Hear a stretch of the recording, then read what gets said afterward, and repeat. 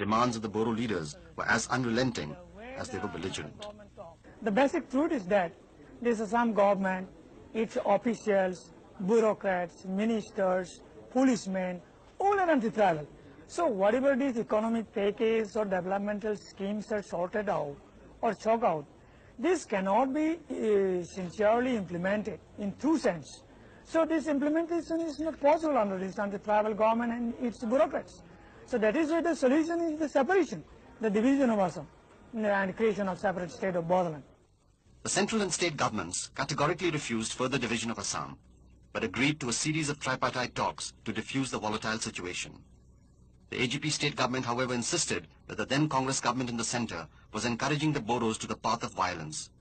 They alleged certain central intelligence agencies of instigating the Bodo leaders to score political points against the state. It is not true, it is baseless one. I have been protesting these things